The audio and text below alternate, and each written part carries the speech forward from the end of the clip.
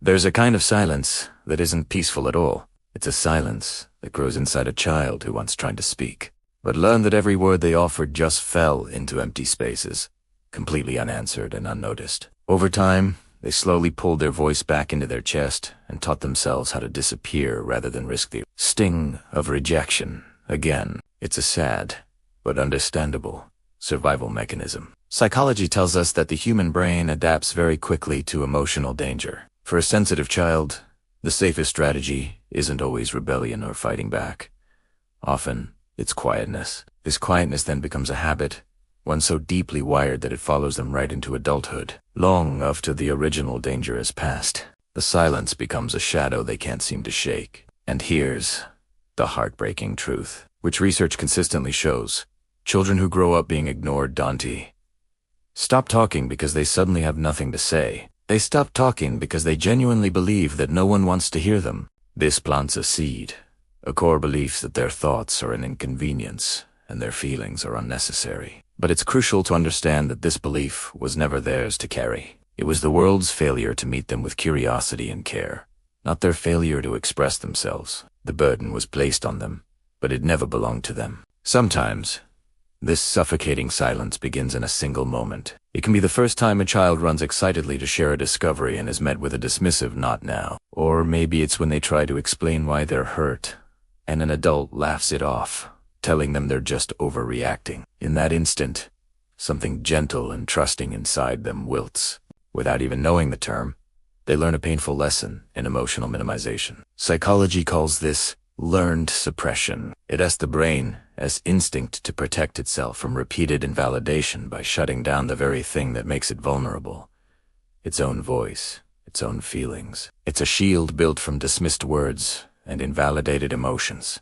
Other times, the silence grows in a noisy home, a home where louder, more dominant personalities always win the battle for attention. The sensitive child often stands in doorways, waiting for a pause in the chaos, a small opening to share their thoughts.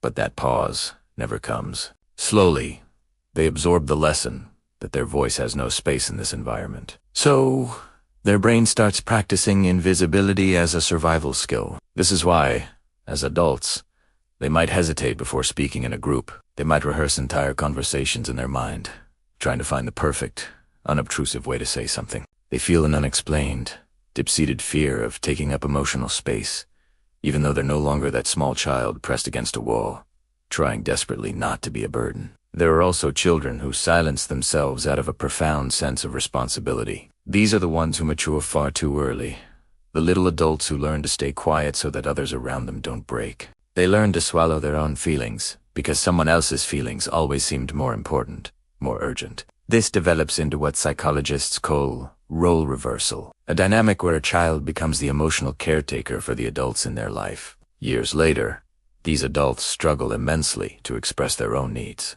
Somewhere deep inside, there's a script playing on a loop, a script that says asking for support is selfish. It was never selfish, not for a moment, but the feeling persists, a relic of a childhood where their needs came last. And then there are the children who were silenced because they were punished for speaking up. The punishment wasn't always physical. Often, it was more insidious. The cold sting of disappointment, the pain of emotional withdrawal, the chilling silence that followed an honest expression of feeling. That kind of emotional absence teaches a child's brain a dangerous equation. Expression equals loss. Love, attention, and approval are withdrawn when they are authentic. So, the safest option becomes silence. This silence then evolves into a carefully engineered identity. They become the quiet friend, the calm and easygoing one, the person who never complains. But beneath that calm surface is a lifetime of words they were never allowed to release. A vast ocean of unexpressed thoughts and feelings, held back by a dam built in childhood. But here is the most important part of this story, the part that holds all the hope. Psychology also tells us, with absolute certainty, that the brain is not fixed. It is the voice that was once buried, the one you thought was lost forever, can be recovered. That silence wasn't a flaw in your character. It was a shield. And shields are meant to be temporary. They can be lowered, piece by piece, when you finally feel safe enough to do so. So, if you are that grown-up child, if any of this resonates with you, please understand this. Your quietness was never a weakness. It was survival, and survival, in any form, is a testament to your strength. But that strength doesn't have to stay locked in silence. Strength can grow into expression, and expression, in turn, can grow into profound healing.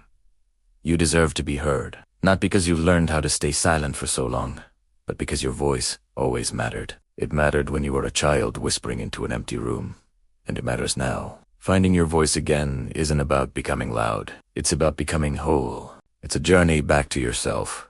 It starts with a single, quiet word, spoken just for you.